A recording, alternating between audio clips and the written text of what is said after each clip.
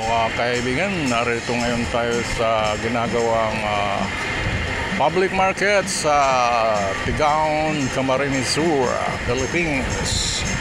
Ito ang sitwasyon ngayon dito mga kaibigan. Ang oras ay 8:07 in the morning, alas 8:07 ng umaga. Pero ang init po mga kaibigan ay tagaktak na. Talagang ang heat index ay umabot siguro ng 45 degrees Celsius sa ganitong oras. At kahapon, believe it or not, umabot ng 51 degrees Celsius ang heat index.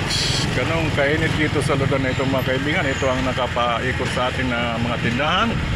At ito ay maganda at napakataas ang bubong niya, mapresko yan. So yan mga kaibigan ang ating makikita sa ngayon. At ang mga sasakyan ay dumadaan dito kahit na makitid ang daan at talagang mahirap dumaan dito sapagkat napaka-narrow ng kalsada dahil lalo na itong ginagawang public market. So ganun pa man, ito ay kasi one way ito, hindi pwedeng magsalubong doon palabas, so one way. So iikot, galing doon papunta rito, umiikot ang sasakyan. So yung mga kaibigan, ang development dito sa lugar na ito.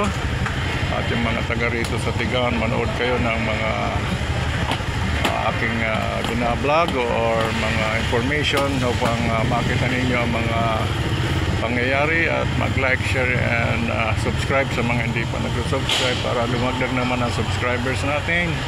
At ito po ay nakapost sa YouTube mga kaibigan. So ngayon ay araw ng Miyerkules, 23 of April 23. Alright, at alas 10 ng umaga, 8:10 kasi 3 minutes na nakaraan. Alright mga kaibigan, and enjoy your day and have a nice day everyone. This is a short video from yours truly, and God bless everyone. Signing off, see ya.